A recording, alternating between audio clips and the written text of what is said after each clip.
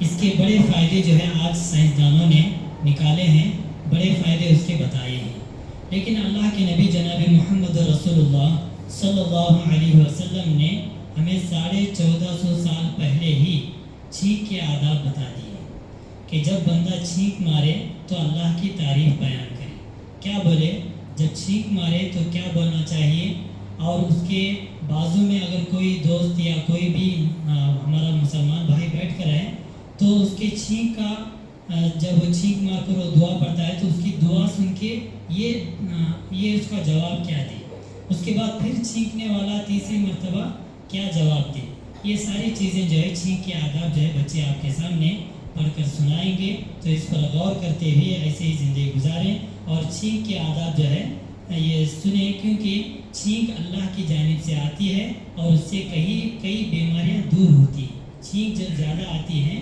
تو اس سے بیماریاں دور ہوتی ہیں۔ اللہ کے نبی صلی اللہ علیہ وسلم نے اس کے آداب بیان فرمائے، اسی لیے اللہ تبارک و تعالیٰ کی حمد کرنے کی ہمیں نبی صلی اللہ علیہ وسلم نے تاکید فرمائی ہے۔ تو میں اب چھینک اور اس کا جواب دینے کے لیے عدنان اور ایاز کو میں دعوت دیتا ہوں کہ وہ چھینک کے بارے میں بتائیں۔ اچھی الحمدللہ، یرحمک اللہ، یہدیکم اللہ نفس یا یصلح بالکم۔ دیکھیے، چھینک مارنے والے آیات نے چھینک مارا تو الحمدللہ کہا، تو اس کے جواب میں ان کے ساتھی نے جو بازو کھڑے کر تھے انہوں نے الحمدللہ سنا تو یہ یرحمک اللہ کہیں گے، اور اس کے بعد پھر چھینک مارنے والے کیا کہیں گے، یہدیکم اللہ ویصلح بالکم۔ تو اس طریقے سے اسلام کے اندر یہ طریقہ ہمیں بتایا گیا ہے۔ اور دوسری چیز، چند سوالات بچوں سے کرنا ہے۔ ہمارے نبی جناب محمد رسول اللہ صلی اللہ علیہ وسلم کے والدین کا نام کیا ہے؟ آمینہ۔ نبی صلی اللہ علیہ وسلم کے ابو کا نام کیا ہے؟ عبداللہ۔ اور نبی صلی اللہ علیہ وسلم کی امی کا نام کیا ہے؟ آمینہ۔ اور نبی صلی اللہ علیہ وسلم کی بیٹیاں کتنی ہیں؟ نبی صلی اللہ علیہ وسلم کی بیٹیاں 4 ہیں۔ نام کیا کیا ہے؟ زینب، رقیہ، ام کلثوم، فاطمہ۔ اور نبی صلی اللہ علیہ وسلم کے بیٹے کتنے ہیں؟ 3۔ کیا کیا نام ہے؟ ابراہیم، عبداللہ، قاسم۔ ماشاء اللہ۔ اور اس کے بعد میں 5 حدیثیں پیش کرنے کے لیے عدنان کو دعوت دیتا ہوں۔ السلام علیکم ورحمۃ اللہ وبرکاتہ۔ حدیث نمبر 1، المسلم اخو المسلم، ایک مسلمان دوسرے مسلمان کا بھائی ہے۔ مسلم۔ حدیث نمبر 2، الطہور شطر الایمان، پاکی آدھا ایمان ہے۔ حدیث نمبر 3، افضل الذکر لا الہ الا اللہ، سب سے افضل ذکر لا الہ الا اللہ ہے۔ حدیث نمبر 3، لا يرد القضاء الا الدعاء، الا دعا، تقدیر کو دعا کے علاوہ کوئی چیز نہیں بدل سکتی۔ حدیث نمبر 5، الحیاء شعبۃ من الایمان، حیا داری ایمان کا حصہ ہے۔ اور اس کے بعد میں ایاز کو دعوت دیتا ہوں کہ حدیثیں پیش کریں۔ حدیث نمبر 1، انما الاعمال بالنیات، عمل کا دار و مدار نیتوں پر ہے۔ بخاری۔ حدیث نمبر 2، افضل الذکر لا الہ الا اللہ، سب سے افضل ذکر لا الہ الا اللہ ہے۔ حدیث نمبر 3،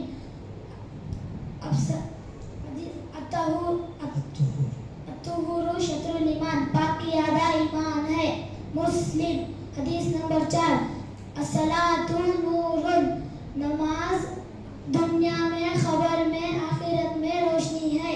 مسلم۔ حدیث نمبر 5، الدعاء هو العبادہ، دعا ہی عبادت ہے۔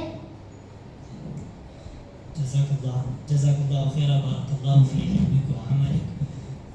محترم و مکرم سامعین، یہ جو ہے بچوں نے آپ کے سامنے اپنا علمی مظاہرہ پیش کیا ہے۔ دعا کیجئے کہ یہ شروعات ہے، یہاں پر مسجد کا آغاز ہونے کے بعد، مسجد کی اوپننگ ہونے کے بعد یہ پہلا مدرسہ یہاں پر شروع کیا گیا، جو سمر کورس کے نام سے چند دن بچوں کو یہاں پر تعلیم دی گئی۔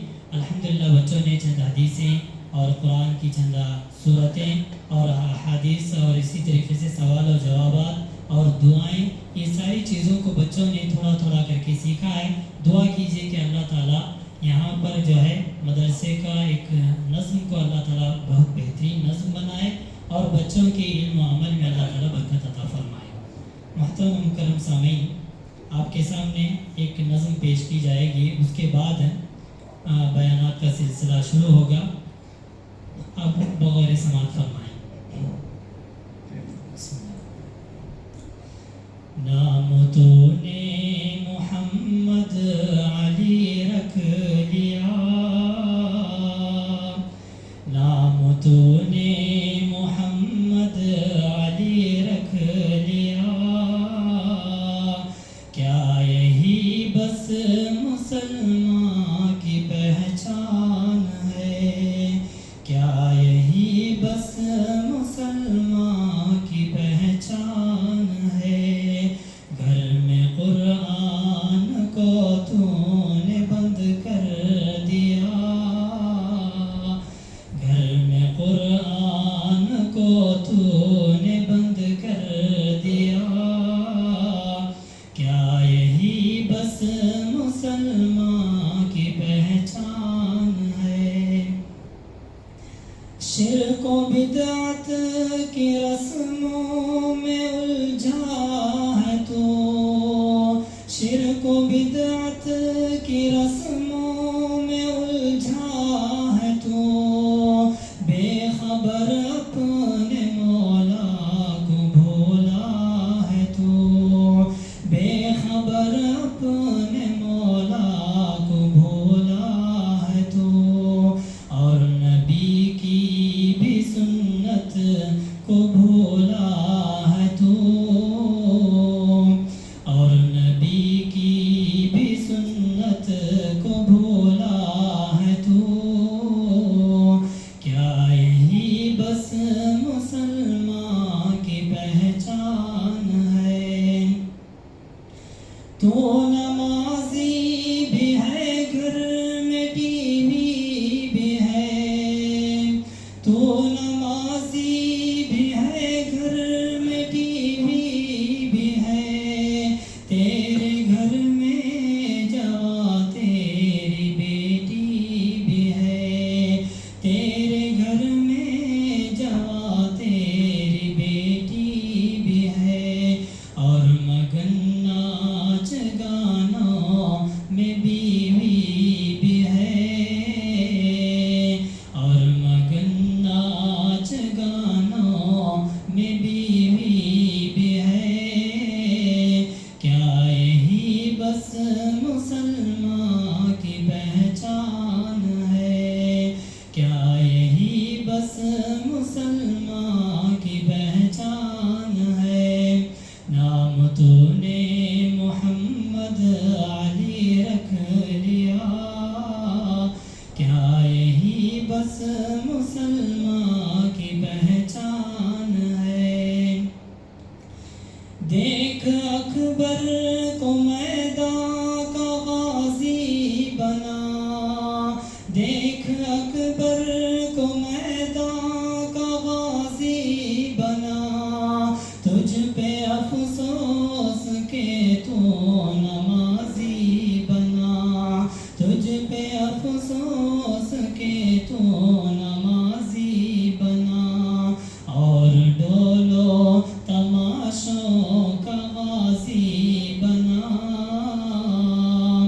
اور ڈولو تماشوں کا غازی بنا، کیا یہی بس مسلمان کی پہچان ہے، نام تو نے محمد علی رکھ لیا، کیا یہی بس مسلمان کی پہچان ہے، وقت تجھ کو نہیں بندگی کے لیے، وقت تجھ کو نہیں بندگی کے لیے، حق سے غافل ہے تو زندگی کے لیے،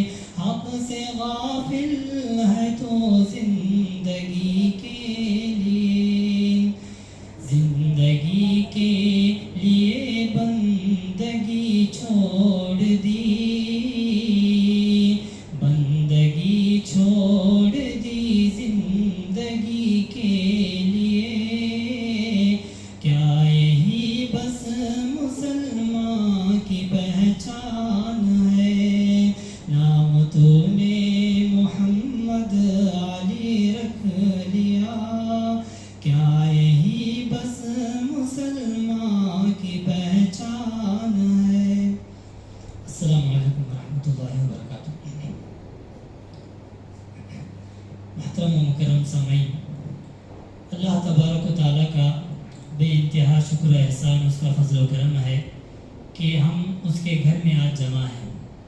تو آپ لوگوں کے سامنے بیانات کا سلسلہ اب شروع ہونے جا رہا ہے۔ انشاءاللہ تھوڑی دیر تک میں اپنا بیان پیش کرنے کے بعد صداقت اللہ جامعہ حفظہ اللہ یہاں پر ہمارے درمیان موجود ہیں، میں ان سے جو ہے انشاءاللہ خطاب کے لیے انہیں دعوت دوں گا۔ انشاءاللہ آپ لوگوں سے گزارش کی جاتی ہے کہ بغور سماعت فرمائیں۔ الحمدللہ رب العالمین والصلاة والسلام علی رسولہ الکریم، اما بعد، اشہد ان لا الہ الا اللہ وحدہ لا شریک لہ واشہد ان محمدا عبدہ ورسولہ۔ اعوذ باللہ من الشیطان الرجیم، بسم اللہ الرحمن الرحیم۔ ألم تر أن الله يسجد له من في السماوات ومن في الأرض ومن في الأرض والشمس والقمر والنجوم والجبال والشجر والدواب وكثير من الناس۔ محترم و مکرم علماء اکرام، بزرگان دین، نوجوانان اسلام اور عزیز بچوں، پردہ نشین خواتین اسلام، اللہ سبحانہ و تعالیٰ کا بے انتہا شکر و احسان ہے کہ اس نے ہمیں بے شمار نعمتیں عطا فرمانے کے باوجود ایک بہت بڑی نعمت جو رمضان مبارک کے نام سے ہم جانتے ہیں، اس نعمت کو اللہ تعالیٰ نے ہماری زندگی میں نصیب فرمایا ہے۔ الحمدللہ ہم نے اب تک رمضان مبارک کا مہینہ اتنے دنوں تک گزار کر اب دوسری تاخرات تک ہم پہنچے ہیں۔ اس عشرے کی اللہ کے نبی صلی اللہ علیہ وسلم نے رمضان مبارک کے آخری 10 دنوں کی بڑی فضیلت حدیث کے اندر بیان فرمائی ہے۔ نبی علیہ السلام نے سب سے پہلی چیز یہ بیان فرمائی کہ تم لوگ لیلۃ القدر کی رات کو رمضان مبارک کے آخری 10 دنوں کے اندر تلاش کرو۔ رمضان مبارک کے آخری 10 دنوں میں اللہ تبارک و تعالیٰ نے ایک ایسی رات رکھا ہے جو 1000 مہینوں سے زیادہ افضل اور بہتر ہے۔ اللہ تبارک و تعالیٰ نے قرآن کریم کے اندر ارشاد فرمایا کہ اِنَّا أَنزَلْنَاهُ فِي لَيْلَةِ الْقَدْرِ، کہ یقیناً ہم نے اس قرآن کو لیلۃ القدر کے اندر نازل فرمایا ہے۔ پھر اللہ تبارک و تعالیٰ نے آگے فرمایا کہ وَمَا أَدْرَاكَ مَا لَيْلَةُ الْقَدْرِ، تمہیں کیا معلوم کہ لیلۃ القدر کیا ہے؟ پھر اللہ تعالیٰ نے جب یہ سوال کیا تو اس کا جواب بھی اللہ تعالیٰ نے ہی دیا کہ لیلۃ القدر خیر من الف شہر، کہ لیلۃ القدر کی رات 1000 مہینوں سے زیادہ افضل اور بہتر رات ہے۔ 1000 مہینوں کو اگر ہم ٹیلی کر کے دیکھیں گے تو 80 پر 3 سال 4 مہینے بنتے ہیں۔ کبھی کبھی انسانوں کو اتنی عمر بھی اللہ تعالیٰ نصیب نہیں فرماتا ہے، کیونکہ اللہ کے نبی جناب محمد رسول اللہ صلی اللہ علیہ وسلم نے بیان فرمایا کہ میری امت والوں کی عمر جو ہے اللہ تعالیٰ 60 سے 70 سال کے درمیان میں رکھا ہے۔ 60 یا 70 سال کی عمر میں اکثر لوگ انتقال کر جاتے ہیں، لیکن اللہ جسے چاہے بڑی عمر دے دے، جس کو اللہ تعالیٰ بڑی عمر دے کر اس کی عمر دراز کر دے تو یہ اللہ کی مرضی ہے۔ لیکن اللہ کے نبی صلی اللہ علیہ وسلم نے اکثر لوگوں کی جو حالت بیان فرمائی ہے وہ 60 اور 70 کے درمیان کی عمر ہے۔ تو اسی لیے ہمیں اللہ تبارک و تعالیٰ نے ایک ایسا موقع عطا فرمایا ہے کہ پہلے زمانے میں لوگوں کو اللہ تعالیٰ 1000 سال تک جو ہے عمریں دیا کرتا تھا، ان کی عمر 1000 سال تک ہوا کرتی تھی۔ نوح علیہ السلام کے بارے میں آتا ہے کہ انہوں نے 950 سال تک اپنے قوم کو دعوت و تبلیغ کا کام کرتے رہے، اپنی قوم کو اسلام کی دعوت دیتے رہے 950 سال تک۔ کتنا صبر سے اور کتنی بڑی عمر تک انہوں نے اپنی قوم کو اسلام کی طرف بلایا۔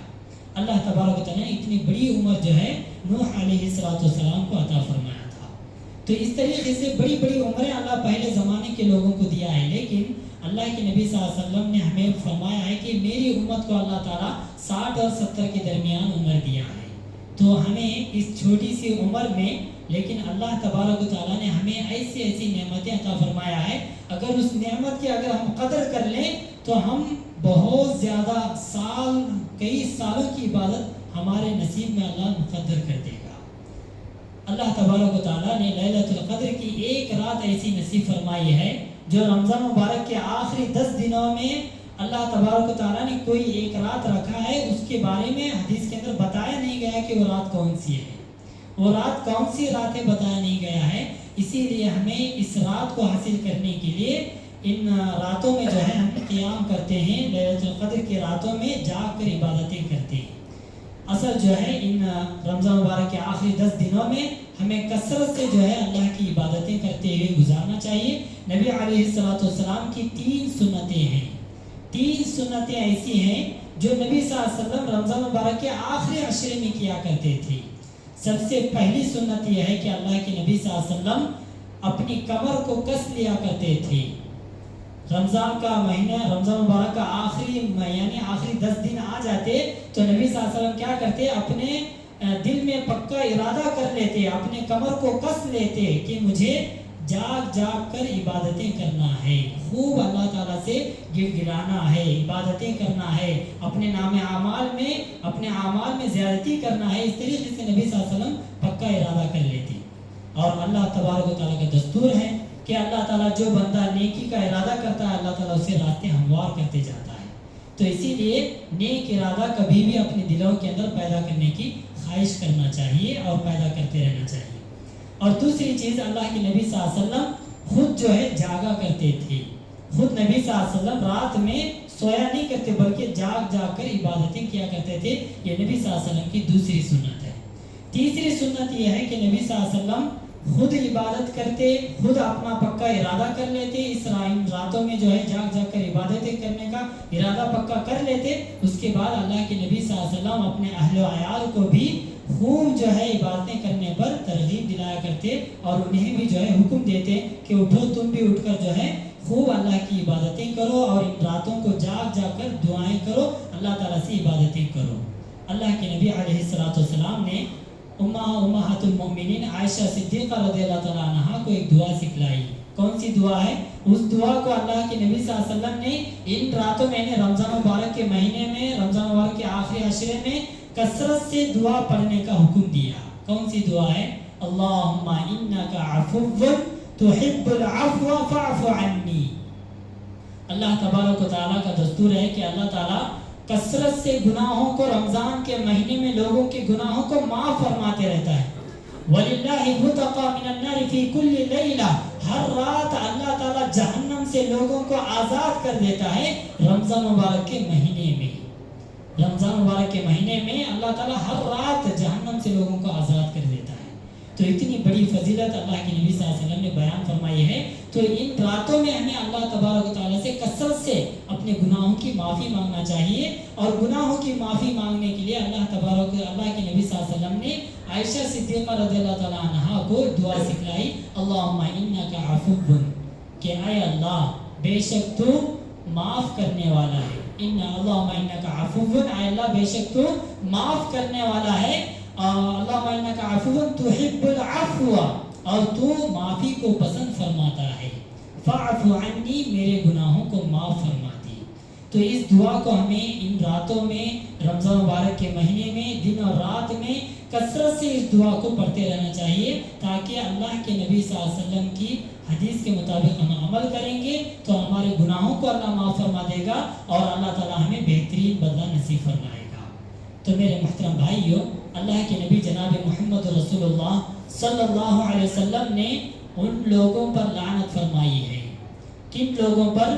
جو لوگ رمضان مبارک کے مہینے کو حاصل کر لیتے ہیں، اللہ تعالیٰ ان کی زندگی میں رمضان کا مہینہ نصیب فرما دیتا ہے، لیکن اس مہینے کی قدر کر کے، اس کے اندر نیک اعمال کر کے، توبہ و استغفار کر کے اللہ تبارک و تعالیٰ سے اپنے گناہوں کی معافی نہیں کروا لیتے ہیں، تو اللہ کے نبی صلی اللہ علیہ وسلم نے ایسے لوگوں پر لعنت فرمائی ہے۔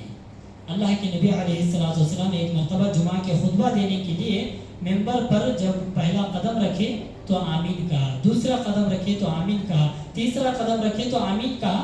صحابہ اکرام نے اللہ کے نبی صلی اللہ علیہ وسلم سے بعد میں پوچھا کہ اللہ کے نبی آپ کبھی بھی جو ہے جمعہ کے دن جو خطبہ دیتے وقت ایسا اس طریقے سے جو ہے آپ نے کبھی بھی آمین آمین نہیں کہا، آج آپ نے ایسا کیوں کہا، کیا وجہ ہے؟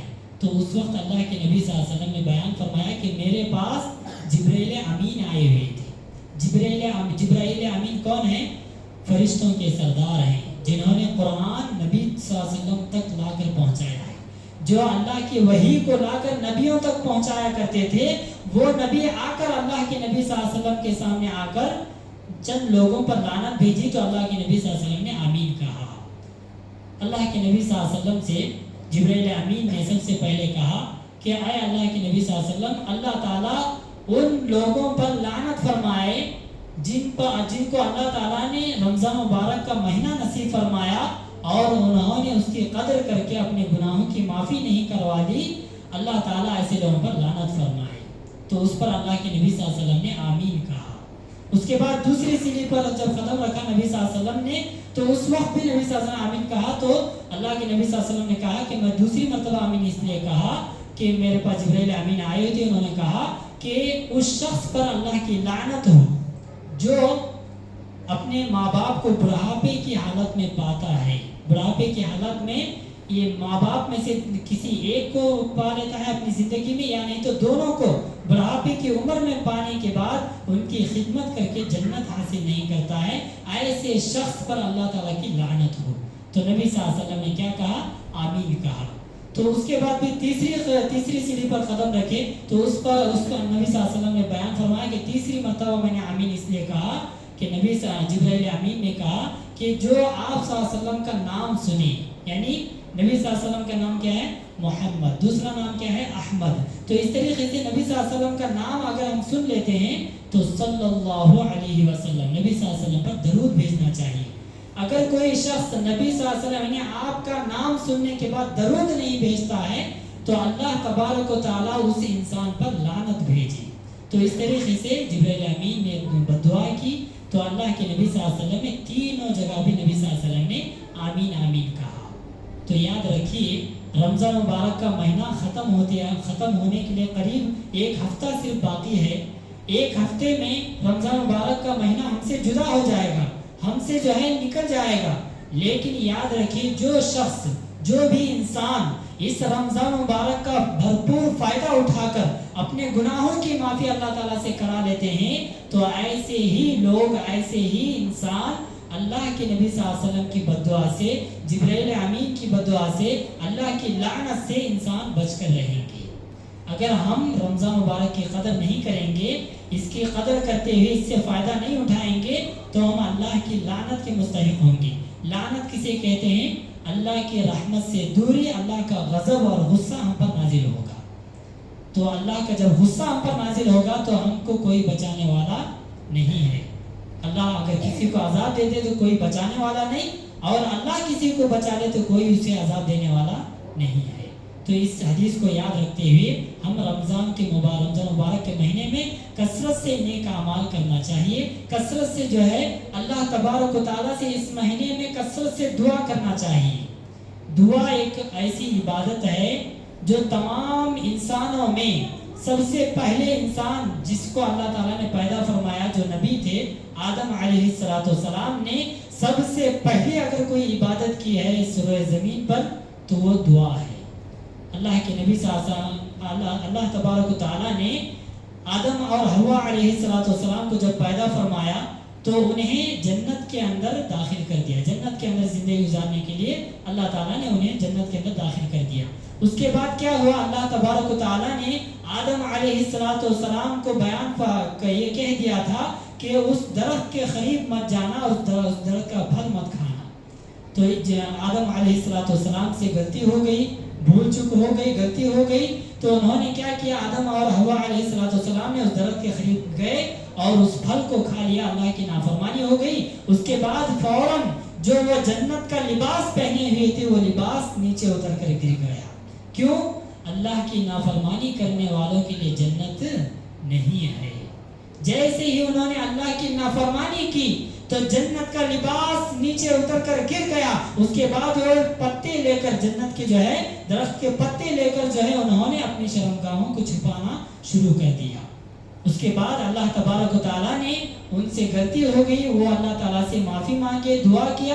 اللہ تبارک و تعالیٰ نے انہیں ایک موقع دے کر دنیا کے اندر بھیجا کہ میں تمہیں اب دنیا کے اندر بھیج رہا ہوں، اب اگر غلطی نہیں کرو گی، اب تمہاری نسل یا تم جو ہے نیک اعمال کر کے اللہ کی فرمانبرداری کر کے آؤ گے تو تمہیں جو ہے جنت نصیب اللہ تعالیٰ پھر جو ہے میں تمہیں جو ہے پھر جنت نصیب فرماؤں گا اور جہنم سے بچا لوں گا. اس طریقے سے اللہ تعالیٰ نے حکم دے کر آدم علیہ السلام کو حوا علیہ السلام کو دنیا کے اندر بھیج دیا.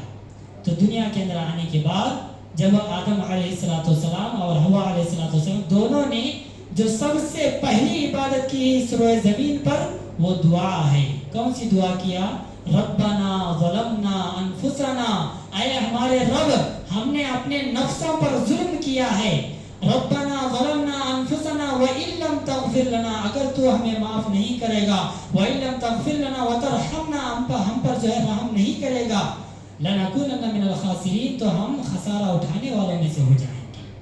تو اس طریقے سے آدم اور حوا علیہ السلام نے دونوں نے اللہ تعالیٰ سے دعا کی. سب سے پہلی عبادت اس روئے زمین پر اللہ تعالیٰ سے دعا کرنا ہے. دعا کی، اللہ تعالیٰ نے ان کی دعا کو قبول فرمایا، ان کے گناہوں کو معاف فرما دیا اور اللہ تعالیٰ نے زندگی گزارنے کے لیے انہیں نعمتیں عطا فرمایا.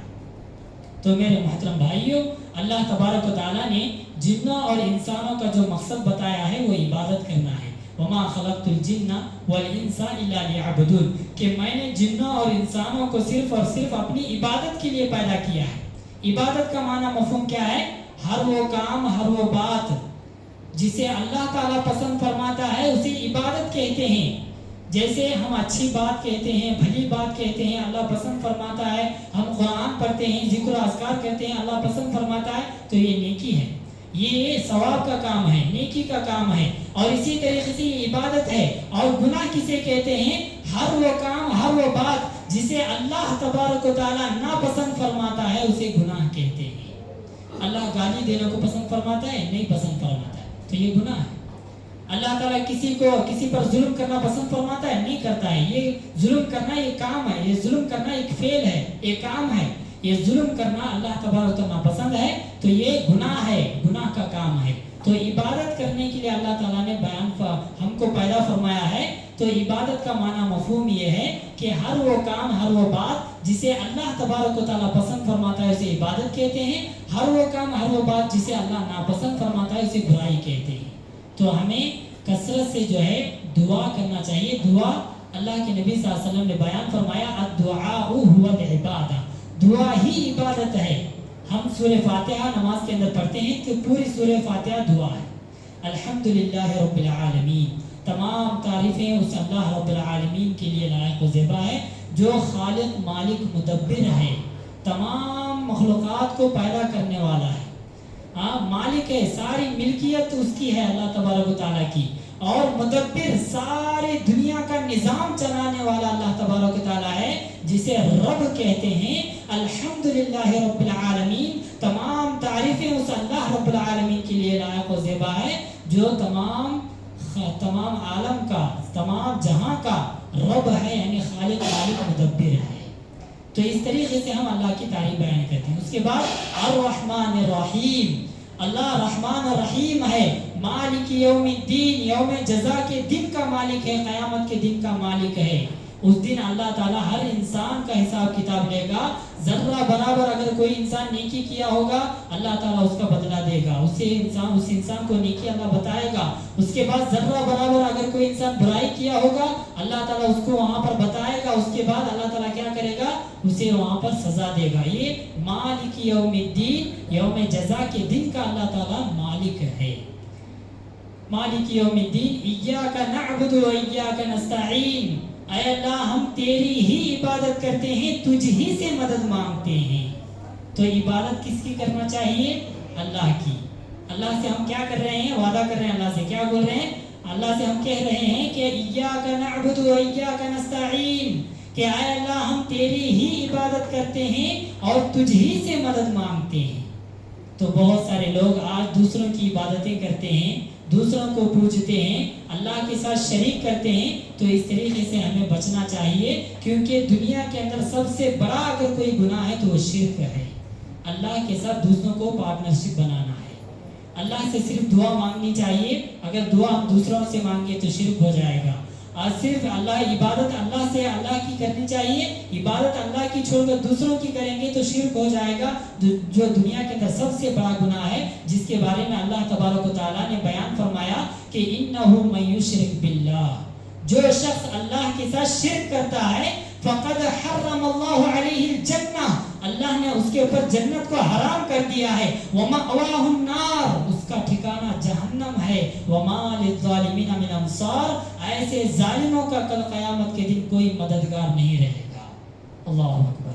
اللہ تبارک و تعالیٰ شرک کرنے والوں کے لیے سب سے پہلے جنت حرام کر دیا, کبھی انہیں جنت نہیں ملنے والی, اور اگر وہ شرک پر ہی مر گئے تو ان کا ٹھکانہ ہمیشہ ہمیشہ جہنم ہے. اور ان ایسے ظالموں کا کل قیامت کے دن کوئی مدد کرنے والا نہیں رہے گا.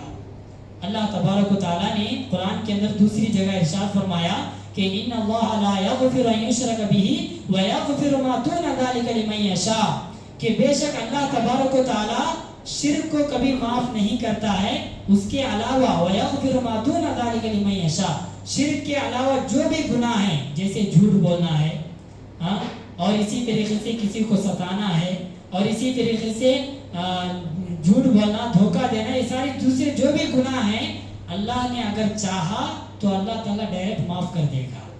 لیکن اللہ تعالیٰ شرک کو کبھی معاف نہیں کرے گا. کیوں معاف نہیں کرے گا؟ کیونکہ یہ سب سے بڑا گناہ ہے.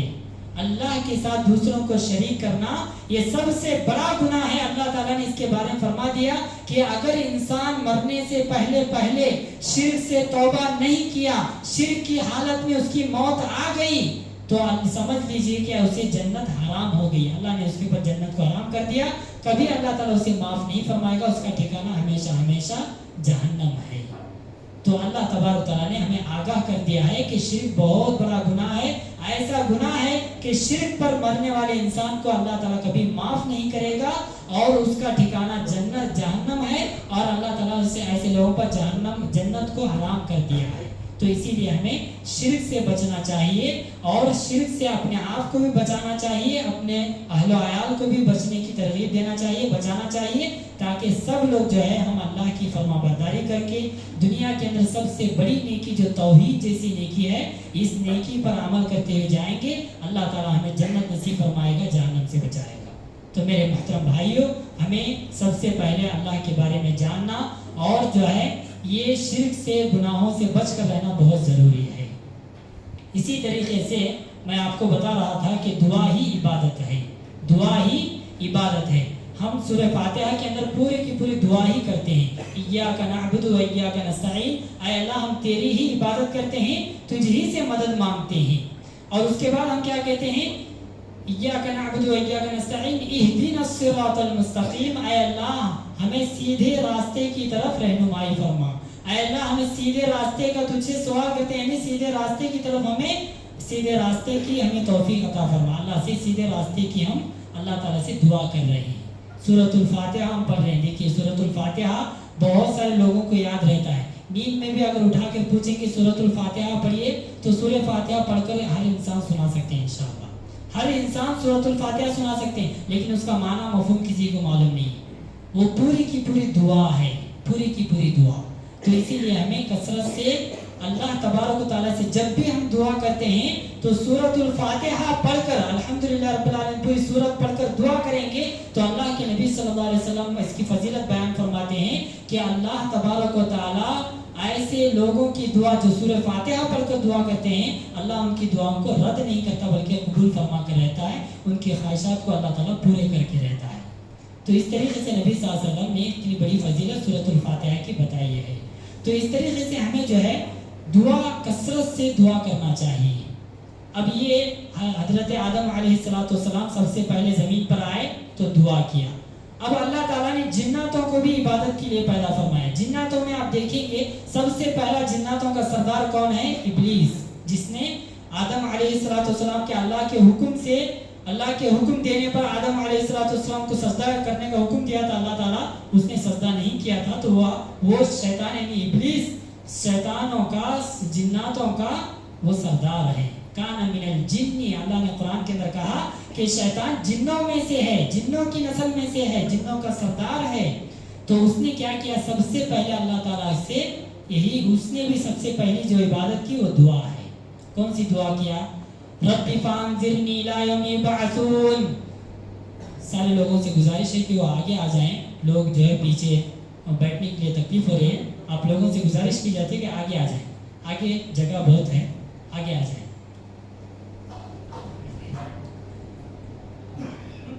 मेरे मोहतरम भाइयों, मैं बता रहा था कि जिन्नातों का जो सरदार है इब्लीस ने अल्लाह तबारक व तआला से सबसे पहली इबादत उसने क्या किया? दुआ किया। कौन सी दुआ किया? जब अल्लाह ताला ने इब्लीस को यानी फरिश्तों को हुक्म दिया, वइद क़ुलना लिल मलाइकति इसजुदू लि आदम फसजदू इल्ला इब्लीस, के सारे मलाइका को अल्लाह ने आदम अलैहिस्सलाम को सजदा करने का हुक्म दिया। सारे मलाइका ने फसजदू यानी सजदा कर लिए, लेकिन इल्ला इब्लीस, इब्लीस के सिवा इब्लीस ने सजदा नहीं किया। अबा वस्तकबरा व काना मिनल काफिरीन, उसने अल्लाह के हुक्म का इनकार करके काफिरों में से बन गया, किब्र और गुरूर की वजह से। उसके बाद अल्लाह ने क्या किया? उसको अल्लाह ने उस पर लानत भेजी, उसके रजीम मरदूद जो है अल्लाह ताला ने उसे करार दे दिया। उसके बाद उसने अल्लाह ताला से दुआ किया कि ऐ अल्लाह, मैं तेरे बंदों को गुमराह करूंगा, तू मुझे क़यामत तक मोहलत दे। रब्बी फांज़िरनी इला यौमि युबअसून, ऐ अल्लाह तू मुझे क़यामत तक मोहलत दे ताकि मैं क़यामत तक जिंदा रहूं, मुझे मौत ना आए। तो अल्लाह तबारक व तआला ने उसकी दुआ को कबूल फरमाया, उसे क़यामत तक मोहलत दिया, उसे मौत नहीं आती। कब आती मौत? उसे मौत आती है, हर नफ्स को मौत का मजा चखना है, लेकिन एक वक्त मुकर्ररा तक अल्लाह ताला ने उसे मोहलत दे रखा है। तो वो क्या किया? सबसे पहले इब्लीस का सरदार यानी शैतानों का सरदार, जिन्नातों का सरदार ने सबसे पहली इबादत कौन सी की? दुआ किया। और अल्लाह तबारक व तआला ने कुरान के अंदर दुआ करने का हुक्म भी दिया है। वक़ाल रब्बुकुम उदऊनी अस्तजिब लकुम, वक़ाल रब्बुकुम उदऊनी अस्तजिब लकुम। ऐ नबी सल्लल्लाहु अलैहि वसल्लम, आप कह दीजिए कि तुम्हारा रब तुम्हें दुआ करने का हुक्म देता है और दुआओं को कबूल फरमाता है। अस्तजिब लकुम, अल्लाह तुम्हारी दुआओं को कबूल फरमाने वाला है। अल्लाह से दुआ करना है, अल्लाह हमारी दुआओं को कबूल फरमाता है।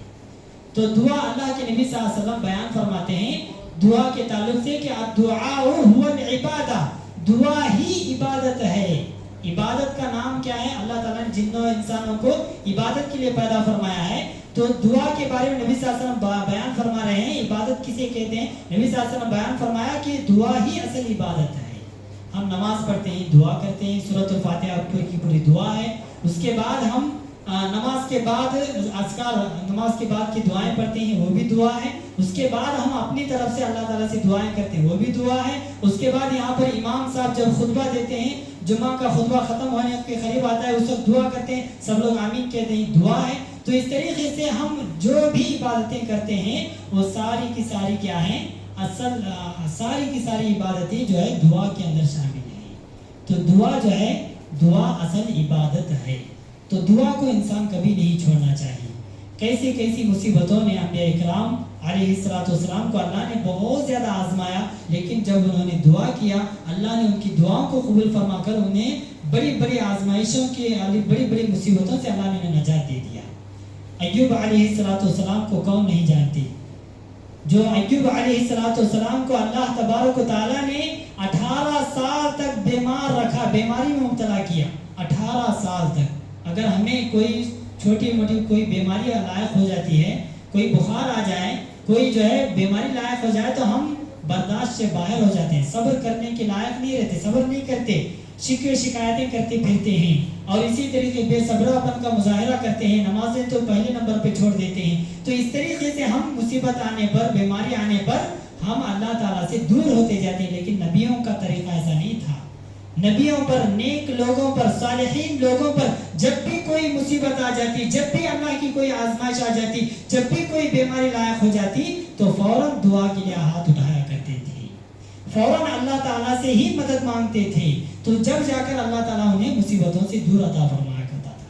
तो मेरे मोहतरम भाइयों, अय्यूब अलैहिस्सलाम को अल्लाह तबारक तआला ने 18 साल तक बीमारी देकर आजमाया।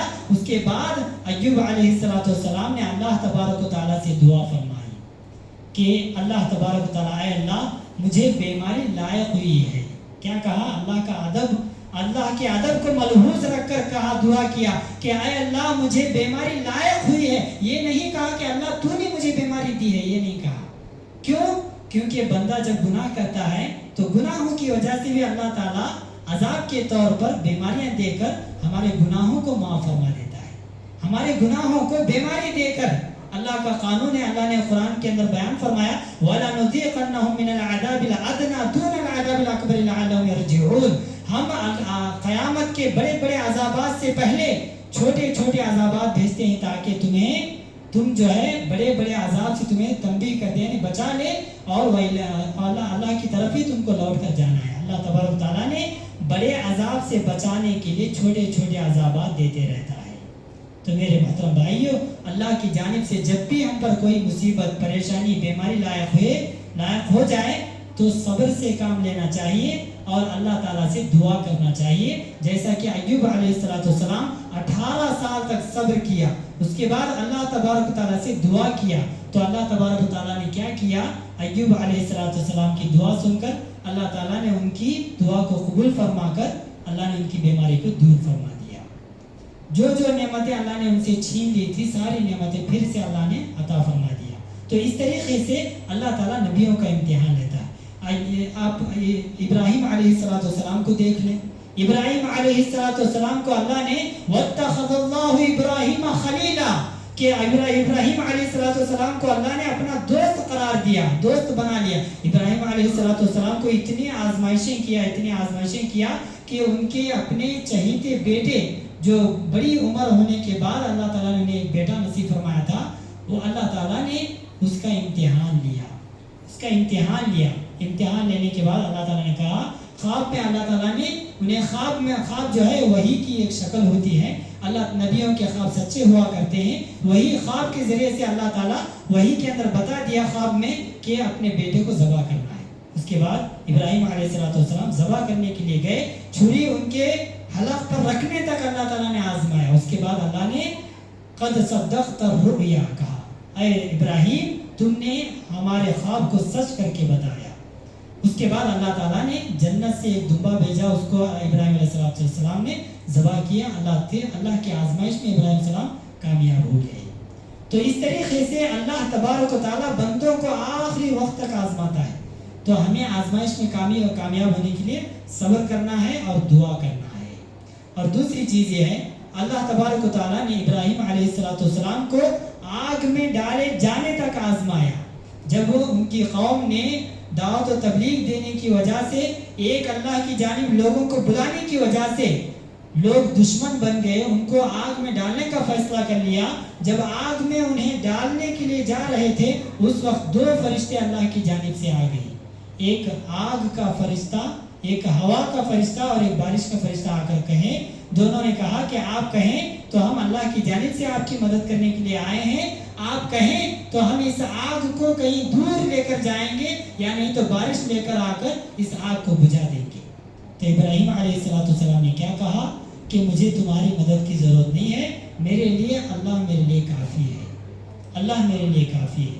اس کے بعد اللہ تبارک و تعالیٰ نے ابراہیم علیہ السلام کا امتحان یہاں تک لیا، یہاں تک اللہ تعالیٰ نے ابراہیم علیہ السلام کو آزمایا کہ آگ میں ڈالے جانے تک آزمایا. اس کے بعد اللہ تعالیٰ نے آگ کو حکم دیا، قلنا یا نار کونی بردا وسلاما علی ابراہیم، کہ اے آگ تو ابراہیم علیہ السلام پر سلامتی والی ٹھنڈی ہو جا. تو اس طریقے سے سلامتی والی ٹھنڈی ہو جا جب حکم دیا تو وہ آگ ابراہیم علیہ السلام کو جلا نہیں سکی. تو اس طریقے سے ابراہیم علیہ السلام کو اللہ تعالیٰ نے آگ میں ڈالے جانے تک آزمایا، لیکن انہوں نے صبر کے دامن کو نہیں چھوڑا اور اللہ تبارک و تعالیٰ کی مدد کے خواہش کرتے رہے. اللہ نے ان کی مدد فرمائی، اللہ پر بھروسہ کیا. تو اس طریقے سے ہمیں بھی جب بھی کوئی مصیبت آئے، پریشانی آئے تو ہمیں اللہ تبارک و تعالیٰ سے صبر سے کام لینا چاہیے، اللہ سے دعا کرنا چاہیے. مصیبتوں کو دور کرنے والا اللہ ہی ہے اور مصیبتوں کو، بیماریوں کو ہمیں دینے والا بھی اللہ ہی ہے. اللہ کے حکم سے ہی ہم کو کوئی چیز نقصان پہنچا سکتی ہے. اللہ کے حکم سے ہی ہمیں کوئی چیز، اللہ کے حکم سے ہی اللہ تعالیٰ ہمیں مصیبتوں پریشانی سے بچاتا ہے. تو اسی لیے ہمیں دعا کا راستہ، دعا کی عبادت کبھی نہیں چھوڑنا چاہیے، دعا کثرت سے کرتے رہنا چاہیے. امام بیہقی رحمہ اللہ کے بارے میں ایک اچھے سلف گزرے ہیں، امام بیہقی رحمہ اللہ، جو شعب الایمان کے نام سے انہوں نے ایک اچھی کتاب لکھی ہے۔ ان کے تعلق سے آتا ہے کہ وہ جب بھی بیمار ہو جاتے، انہیں بیماری لاحق ہو جاتی، تو وہ 4 مرتبہ الحمدللہ کہا کرتے تھے۔ پہلی مرتبہ انہوں سے پوچھا گیا کہ آپ 4 مرتبہ الحمدللہ کیوں کہتے ہیں؟ تو انہوں نے کہا کہ سب سے پہلی مرتبہ میں نے الحمدللہ اس لیے کہا کہ اللہ نے مجھے بیماری دی ہے، لیکن مجھے اس سے بڑی بیماری نہیں دیا۔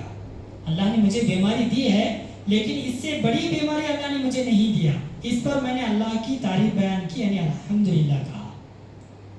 دوسری مرتبہ الحمدللہ اس لیے کہا کہ اللہ نے مجھے بیماری میرے جسم کی بیماری دی ہے، میرے ایمان کی بیماری نہیں دیا۔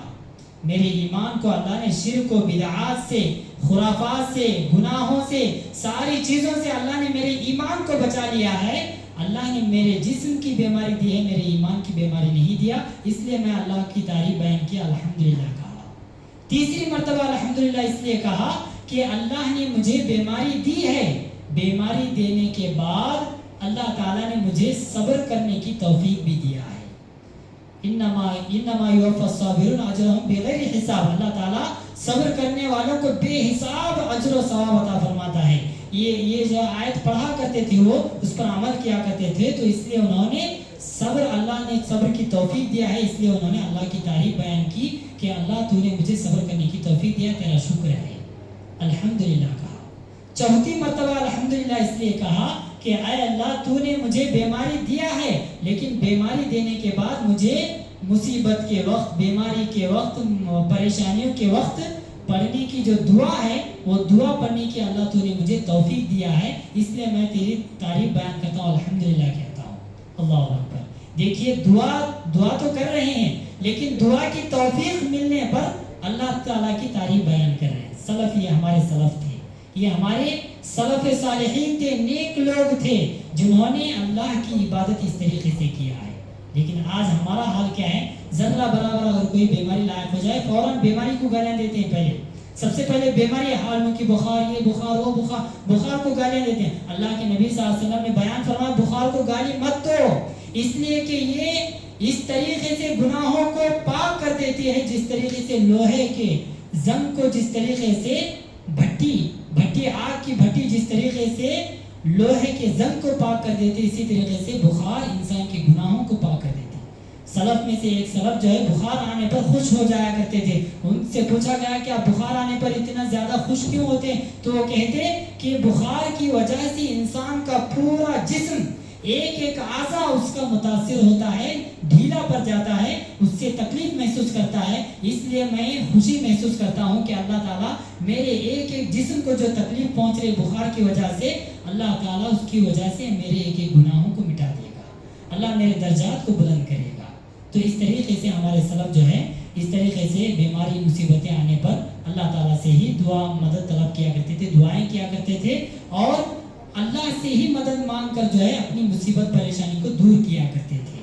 تو ہمیں بھی چاہیے کہ ہم جو ہے جب بھی مصیبت پریشانی آ جائے تو ہمیں دعا پڑھنا چاہیے۔ امام بیہقی رحمہ اللہ نے مصیبت بیماری آنے پر جو ہے دعا پڑھا کرتے تھے۔ کون سی دعا ہے؟ اللہ تبارک و تعالیٰ نے قرآن کے اندر سورۃ البقرہ کے اندر ہمیں بتایا ہے کہ الذین اذا اصابتهم مصیبہ، جب کبھی بھی نیک لوگوں پر کیا ہوتا ہے، مصیبت آ جاتی ہے، پریشانی آ جاتی ہے، تو وہ کیا کہتے ہیں؟ قالوا انا للہ و انا الیہ راجعون، وہ مصیبت کی دعا پڑھتے ہیں۔ کون سی دعا ہے؟